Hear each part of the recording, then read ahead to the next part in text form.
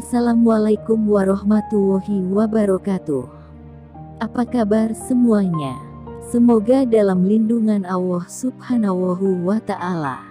Kali ini Mimin akan membagikan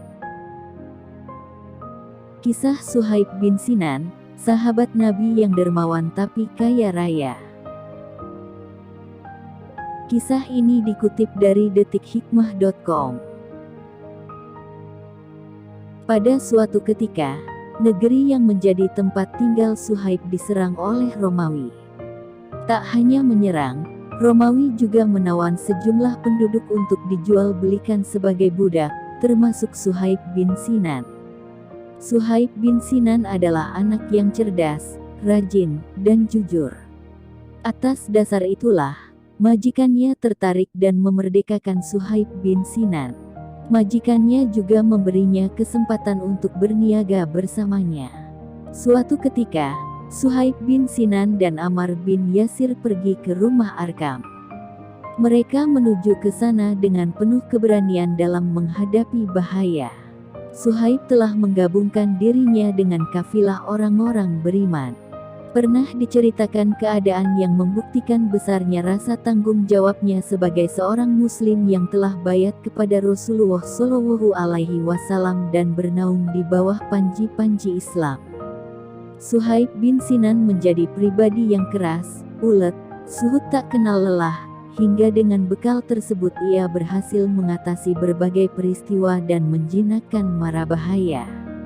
Ia selalu menghadapinya dengan keberanian yang luar biasa. Suhaib tak pantang mundur dari segala pertempuran dan bahaya. Ketika Rasulullah Shallallahu Alaihi Wasallam hendak hijrah, kafir Quraisy mencegahnya. Suhaib terjebak dan terhalang untuk hijrah, sedangkan Rasulullah Shallallahu Alaihi Wasallam dan sahabatnya berhasil lolos atas berkah Allah Subhanahu wa Ta'ala. Suhaib berusaha menolak tuduhan Quraisy dengan cara bersilat lidah. Hingga ketika mereka lengah, Suhaib naik ke punggung untanya dan melarikan diri menuju Sahara. Mengetahui hal itu, Quraisy menyusulnya dan usaha mereka hampir berhasil. Suhaib kemudian menawar Quraisy yang hendak menangkapnya dengan menunjukkan tempat penyimpanan harta bendanya dengan syarat Quraisy harus membebaskannya.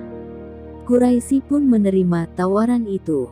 Setelah menunjukkan tempat hartanya disimpan, Quraisy membiarkan Suhaib hijrah hingga berhasil menyusul Rasulullah Shallallahu Alaihi Wasallam.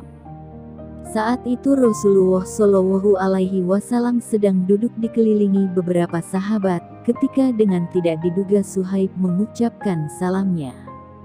Rasulullah Shallallahu Alaihi Wasallam yang melihatnya berseru dengan gembira, "Beruntung perdaganganmu, hai Abu Yahya. Beruntung perdaganganmu, hai Abu Yahya."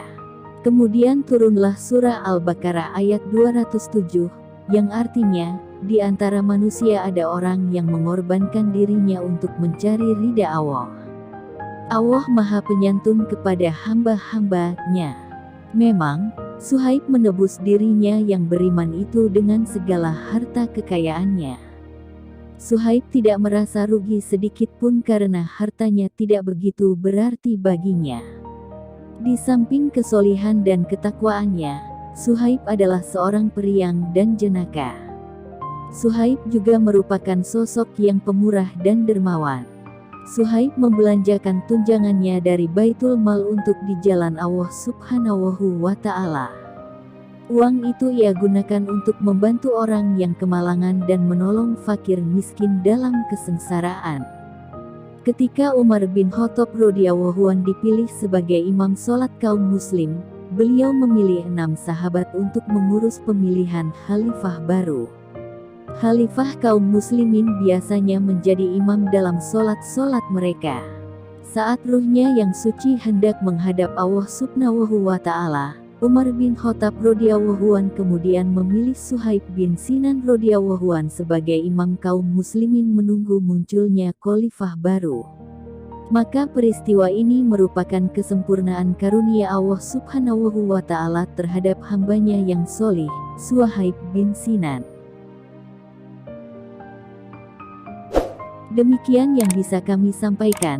Semoga bermanfaat. Sekian. Wassalamualaikum warahmatullahi wabarakatuh.